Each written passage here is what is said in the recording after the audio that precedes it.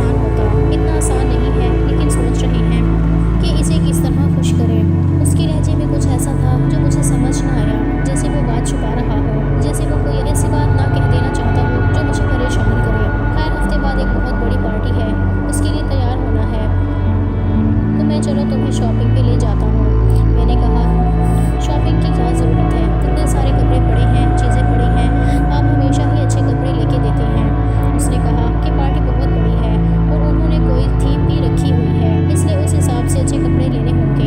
क्यों तुम्हें शॉपिंग करना अच्छा नहीं लगता? मैंने हंसते हुए कहा कि किसको शॉपिंग करना अच्छा नहीं लगता।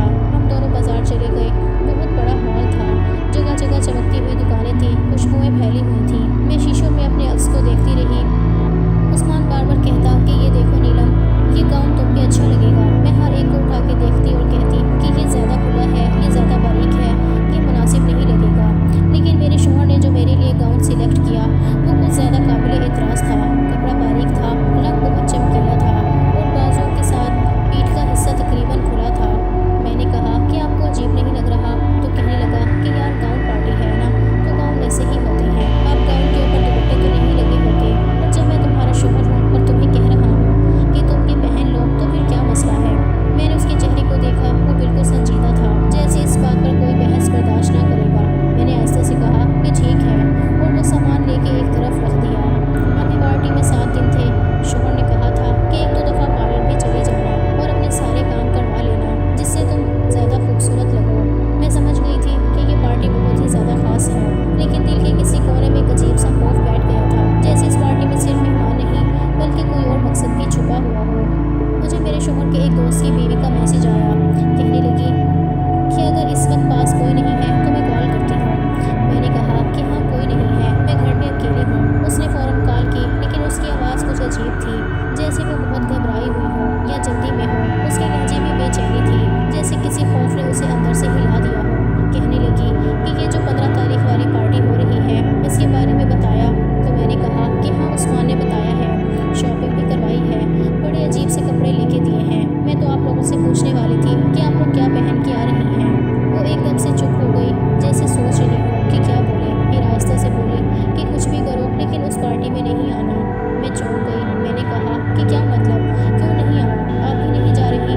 वो कहने लगी कि नहीं, मैं तो जा रही हूँ, लेकिन तुम नहीं आना। बस तुम बताना कि तुम आ रही हो या नहीं।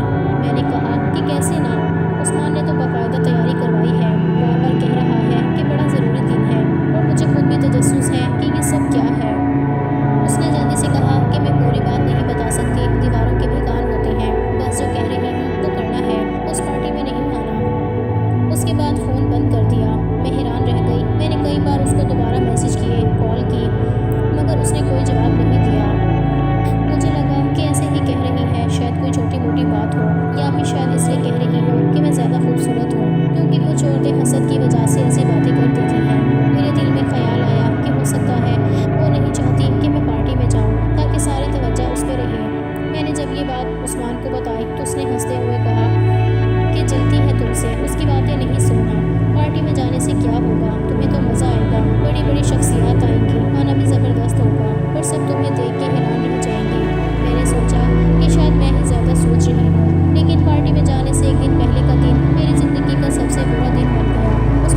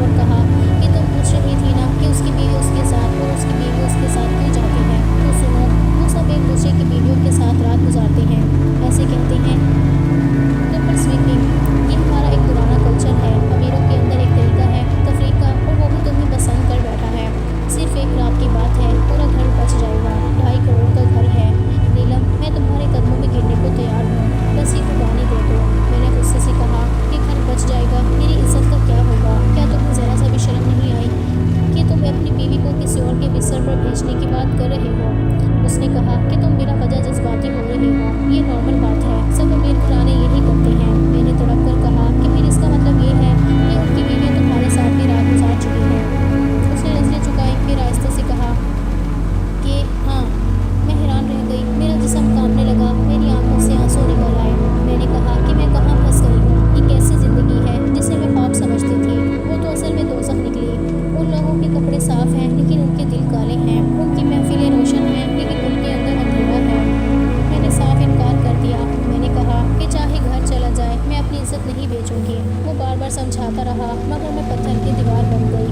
मैंने दिल ही दिल में फैसला कर लिया कि मैं किसी भी कीमत पर उस पार्टी में नहीं जाऊंगी। जैसे जैसे पार्टी का दिन करीब आ रहा था मेरा शौहर परेशान होता जा रहा था।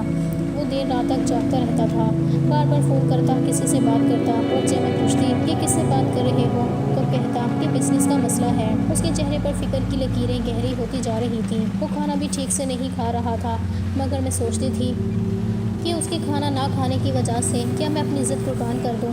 आखिर वो उसने खाना तो खा ही लेना था, लेकिन अगर घर चला जाता तो फिर क्या होता। ये ख्याल मेरे दिल में हथौड़े की तरह बजता रहा मगर मैं खुद को संभालने की कोशिश करती रही। मेरे शौहर ने एक दिन गुस्से में कहा कि अगर मेरे हाथ से घर निकल गया तुम्हारी एक ज़िद की वजह से तो मैं ना तो तुम्हें कभी इज्जत दूंगा, ना ही पहले जैसी मोहब्बत करूंगा, बल्कि मैं तुम्हें तलाक दे दूंगा। मैं सख्ते में आ गई। मैंने उसकी आंखों में देखा, वहाँ ना मोहब्बत थी ना एहसास, सिर्फ खुद गर्जी थी। मैंने आहिस्ता से कहा कि आप ऐसा कैसे कह सकते हैं, मैंने तो आपसे कभी कुछ नहीं मांगा, मैंने सिर्फ अपना वकार मांगा है। लेकिन वो बोला कि जब मेरी बीवी मेरी मुश्किल में मेरा साथ ही नहीं दे सकती तो फिर मैं क्या करूं। मैंने कहा कि आपको पता है आप क्या कह रहे हैं, आप एक गुनाह की बात कर रहे हैं और मैं एक ऐसी बात नहीं मान सकती जिससे मेरा ईमान, मेरी रूह और मेरी खुददारी सब कुछ मट्टी में मिल जाए। वो आहिस्ता से बोला कि मेरा दोस्त बहुत अच्छा आदमी है, वो बस आधे घंटे की बात है, तुम्हें कुछ नहीं होगा, सब कुछ ठीक हो जाएगा, घर भी बच जाएगा। मैंने रोते हुए कहा कि आपको शर्म नहीं आती, आप मुझसे कैसी बातें कर रहे हैं। तो उसने कहा कि तुम मेरी बीवी हो, मेरी ज़िंदगी हो, तुम ही तो मेरा सब कुछ हो, अगर तुम ही साथ ना दोगे तो कौन देगा। मैंने कहा कि आपके लिए मैंने सब कुछ छोड़ा, अपने माँ बाप को छोड़ा, अपनी इज्जत को आपके नाम किया और आज आप मुझसे कह रहे हैं कि किसी और के पास जाऊँ। वो बोला कि नीलम बस एक बार मेरी बात मान लो वरना मैं तुम्हें तलाक दे दूंगा और तुम्हें खाली हाथ घर से निकाल दूंगा।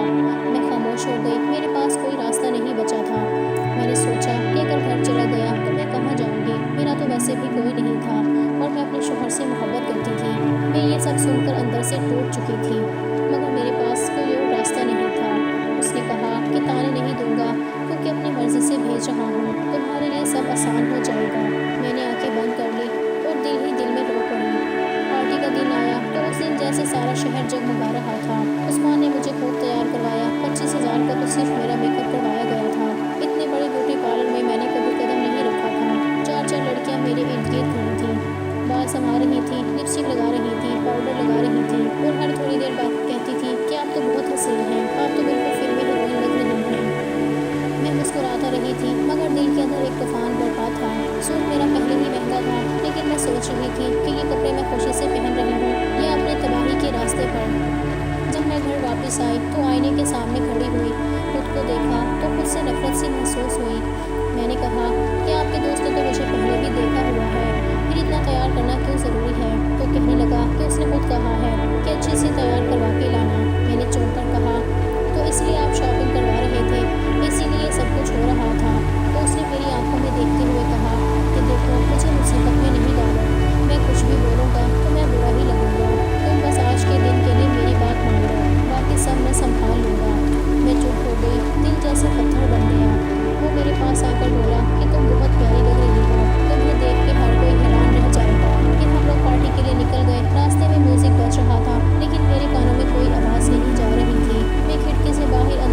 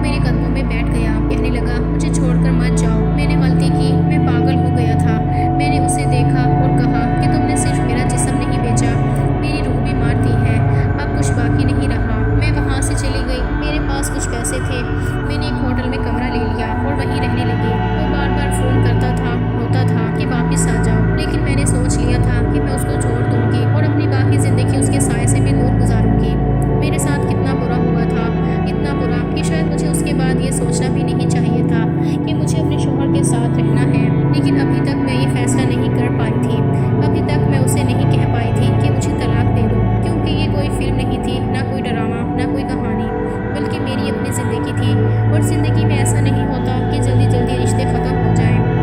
انسان چاہ کر بھی سب کچھ ایک دم ختم نہیں کر پاتا۔ اس نے مجھے کسی اور کے سامنے پیش کیا تھا، باقاعدہ پلاننگ بنا کر مجھے دھوکہ دیا تھا، لیکن پھر بھی میں سوچ رہی تھی کہ شاید وہ بدل گیا ہے، شاید اب دوبارہ ایسا نہیں کرے گا۔ لیکن اگر وہ مجھے اپنی عزت سمجھتا تو کبھی میری زندگی میں اتنا بڑا طوفان پیدا نہ کرتا۔ میں ابھی بھی سوچ میں تھی کہ کیا کروں، کیا فیصلہ لوں۔ فون مسلسل آتا رہتا تھا، جب بھی اس کا نام موبائل پر چمکتا میرا دل کانپ اٹھتا۔ میں فون نہیں اٹھاتی، وہ میسج چھوڑتا کہ معاف کر دو، میں بدل جاؤں گا، جو کہو گی وہی کروں گا، جیسا کہو گی ویسا بن جاؤں گا، دوسرے شہر لے چلوں گا، بس مجھے چھوڑ کر مت جاؤ۔ میں گھنٹوں اس کے میسج پڑھتی رہتی تھی اور خود سے لڑتی رہتی۔ میرا دل کہتا کہ سب ختم کر دو، لیکن دماغ کہتا کہ شاید یہ سچ میں بدل گیا ہے۔ میں نے آخر کار اس کی بات مان لی، سوچا کہ شاید یہ واقعی سدھر گیا ہے اور یہ اس کی پہلی اور آخری غلطی تھی۔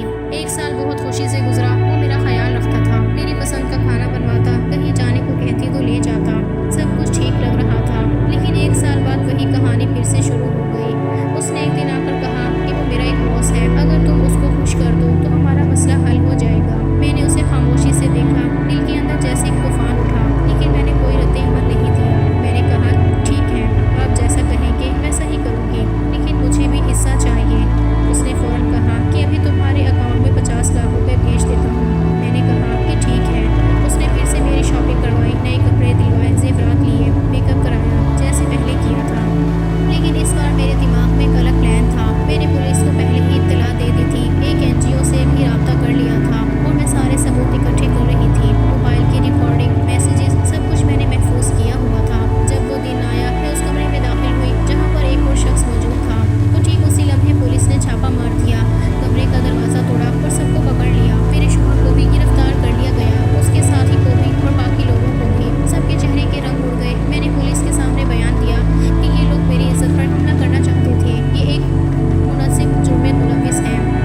اس کے بعد ان سب کے گھر اور دفتر کی تلاشی لی گئی، فائلیں کھل گئیں، بینک اکاؤنٹس چیک ہوئے تو پتہ چلا کہ ان سب کی کمائی حرام کی تھی، ناجائز کاموں سے کمائے ہوئے پیسے تھے، ان کے جھوٹے کاروبار کے راز کھل گئے اور یہ سب قانون کے ہتھے چڑھ گئے۔ ان میں میرا شوہر بھی شامل تھا اور میں نے پہلی بار محسوس کیا کہ میں نے دیر سے ہی صحیح مگر انصاف کے راستے کا انتخاب کیا تھا۔ میں نے اپنے شوہر پہ خلا کا کیس کیا تھا، یہ میرا آخری فیصلہ تھا۔ میں تھک چکی تھی، میں ہر رات جاگ جاگ کر روتی رہی اور اب میں نے سوچ لیا تھا کہ چاہے دنیا کچھ بھی کہے، میں یہ رشتہ ختم کر کے رہوں گی۔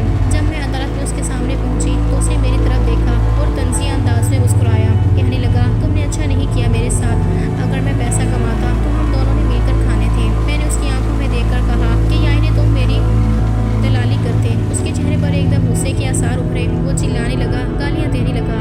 میں خاموش کھڑی رہی اور بس اتنا کہا کہ تم نے بھی مجھے دھوکہ دیا تھا، میں نے بھی تمہیں دھوکہ دیا، یہ سب برابر، اب میں تمہارے رشتے سے آزاد ہو گئی ہوں۔ عدالت کا فیصلہ میرے حق میں آیا۔ میں نے وہی 50 لاکھ روپے جو اس نے میرے اکاؤنٹ میں بھیجے تھے، ان پیسوں سے اپنی نئی زندگی شروع کی۔ میں نے ایک چھوٹا سا گھر کرائے پر لیا، اس کے ساتھ ہی ایک جنرل اسٹور کھول لیا۔ میں نے فیصلہ کیا کہ اس دکان میں صرف عورتیں آئیں گی اور عورتوں کا ہی سامان رکھا جائے گا، کپڑے، بچوں کا دودھ، عورتوں کے پرس، چوڑیاں اور چھوٹی چھوٹی گھریلو چیزیں، یہ سب میں نے رکھنا شروع کیا۔ میرے پاس اتنی بچت تھی کہ میں نے 2 خواتین کو بھی کام پر رکھ لیا جو دکان سنبھالتی تھی۔ میں صبح شام خود بھی کام کرتی تھی۔ بچے محلے کے چھوٹے چھوٹے آتے تھے، ان کے لیے میں نے دکان کے کونے میں چھوٹا سا حصہ بنا دیا جہاں ٹافی، چاکلیٹ اور کھلونے رکھے ہوئے تھے۔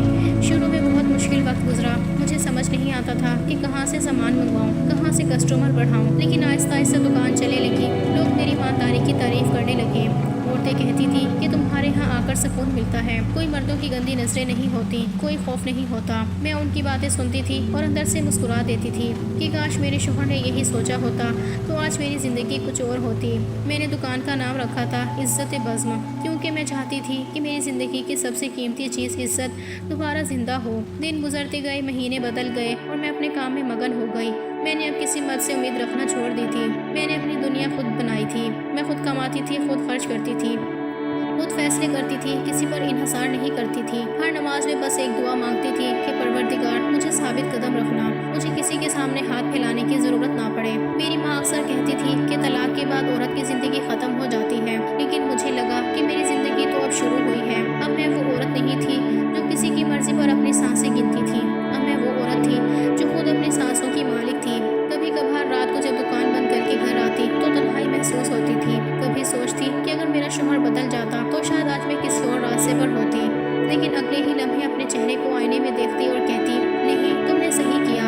अगर वो बदलना चाहता तो पहली बार के बाद बदल जाता। दूसरी बार फिर से वही गुनाह किया, फिर से वही नापाक हरकत दोहराना चाही, तो फिर मैं क्यों रुकती थी?